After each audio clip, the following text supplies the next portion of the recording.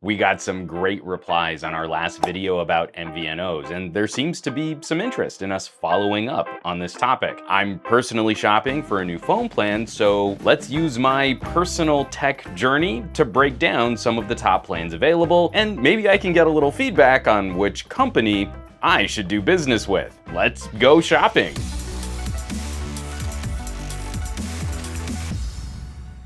No matter which phone carrier we all decide I should choose, you're not going to want to miss out on all the work here on reviews.org. Maybe you should get an unlimited phone plan because we make some really good stuff here. So hit all those subscribe options underneath the video. You know we're worth the data. Okay, I'm just gonna lay all my cards out on the table here. My SIM cards. And now really careful putting these back down, I will never find them in this carpet. All right, here's the deal. I've had a Google Fi account basically since the service launched. I used it as a second line while I was working for Pocketnow. And about 4 years ago, I switched it over to my primary personal phone line. During the last year of sheltering in place, I was mostly using the Wi-Fi. Google Fi isn't a great service for data pricing, where every gigabyte of data is $10, but the service is really flexible. And I still think it's one of the easiest solutions for international travel, which is something I haven't been doing a lot of lately. But over this last year, it was rare that my Fi bill was over $30 a month. So I'll probably keep a Fi SIM card in reserve.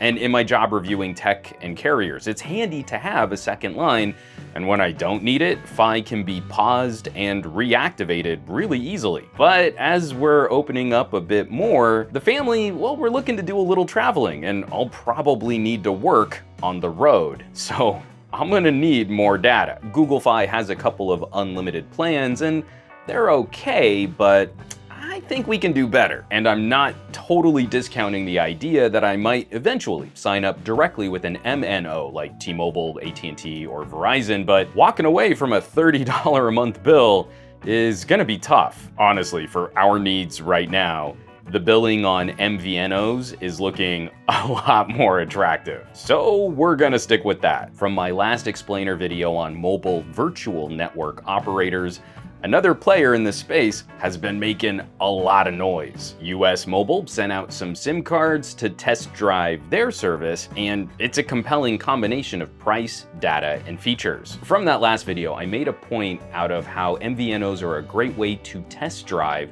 different networks. If you want to try out Verizon, AT&T, or T-Mobile, these carriers are often easier to use than going to the big players directly. Better still, an MVNO can lease network time on multiple carriers. US Mobile piggybacks on both T-Mobile and Verizon networks. This video is going to be a little bit more personal. These are my real experiences shopping for network coverage, so I don't want to write off AT&T for your shopping needs, but the reality of living in Southern California, we're so spread out that no one carrier wins an outright network advantage. You kind of need to focus on the areas you live and work, and from there, pick the company that has the best coverage. My wife was issued a phone from her employer, and that's on AT&T. They get great coverage by their office, but we already know that of the 3 MNO carriers, AT&T has the weakest coverage where we live. For our own personal needs, that's going to count out AT&T and the MVNOs that operate on AT&T's network. Where you live, your mileage will vary. Once you choose the flavor of service you're going to use on US Mobile, you're not going to be switching back and forth between T-Mobile and Verizon. But as your shopping service, US Mobile offers a valuable perk. You can try out a SIM card for either of those networks and see which works better in your neighborhood, which is what I did, and it was really close. I'm one dude testing out one phone at a time, so there's a large margin of error trying to speed test network coverage around the block. But in general, these two paired up pretty well in my neck of the woods. Typically, Verizon offered some faster download speeds, but I was surprised to see often T-Mobile pulling ahead for upload speeds. And seeing as how a large part of my work is getting videos uploaded to the internet, I'm leaning towards T-Mobile for those times that I might need to do something locally, especially if I ever want to try and do a live broadcast or a live stream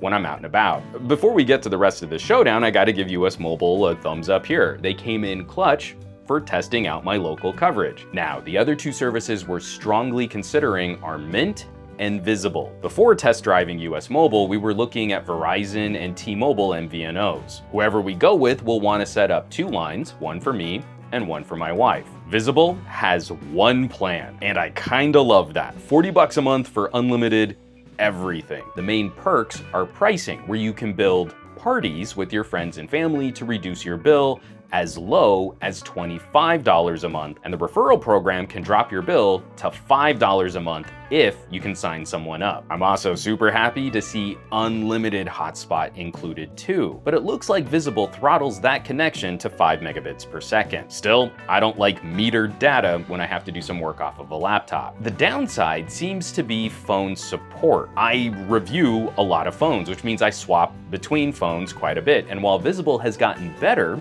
about supporting a bring your own device strategy, it's still been a bit more finicky in bringing some of the less popular devices in my collection, especially international phones. The core service looks solid.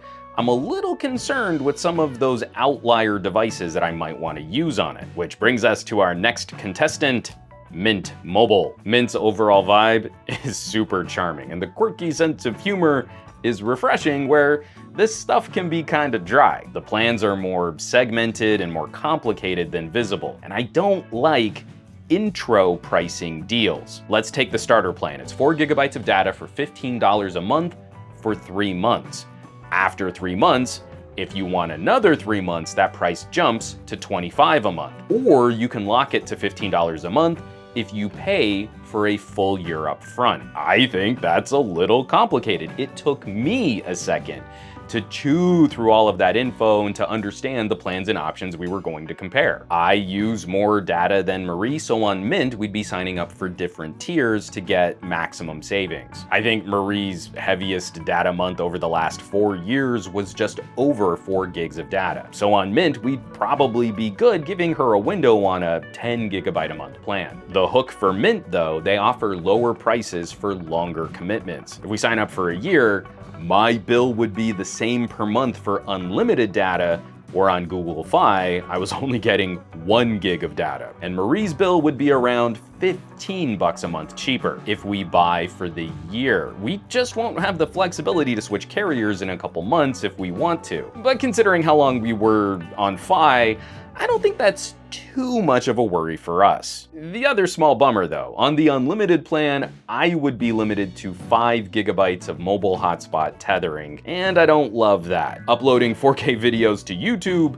gets really spendy really fast. And lastly, circling back to US Mobile, they totally deserve a spot on this list too. The metered data plans are slightly better than Mint Mobile when paying for the year. Similar price for 12 gigs a month on US Mobile compared to Mint's 10 gigabyte a month plan. And for a single unlimited line, the price is $5 more than Visible before Visible's party price perks. If we did 2 unlimited lines though, that would drop the price to $30 per month for each line. Marie doesn't need unlimited, but we'd be looking at the total overall cost for both lines. US Mobile also has solid support for international roaming data, similar to Google Fi, which will eventually be a perk for me. That could come in handy soon-ish. The phone plans for data are solid, but the flip side, US Mobile would charge an additional $10 a month to activate 20 gigabytes of mobile hotspot data. And also, this isn't a bummer for the service, it's a bummer for us that we're only shopping for 2 lines. If you sign up for 3 unlimited lines, your bill drops to $25 a month per line, and you would get to add a perk like Spotify Family, HBO Max, or Xbox Live Gold. We're only doing 2 lines though, so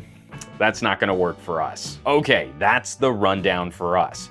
Visible, Mint, and US Mobile are our top 3 choices right now, so we have to sit down and sort out plans, and maybe even end up with Marie on one carrier and me on another. And I think that's where this conversation gets interesting. It's kind of fun looking at the different tiers, looking at the different perks, and also seeing just how inexpensive we can get some pretty big buckets of mobile data. Am I missing anything here? Is there a perk or a feature which might push one carrier over the top? Is there an MVNO out there that I haven't covered yet which might be able to compete even more for my money? Drop me some comments down below, and I'll be sure to follow up this shopping spree with who we decide to eventually sign with. As always, thanks so much for watching, for sharing, and subscribing. Be sure to check out the reviews.org website and our other social media channels for all the news and reviews, plus some really fun upcoming contests. For reviews.org, I'm Juan Carlos Bagnell, and I'll catch you all on the next video.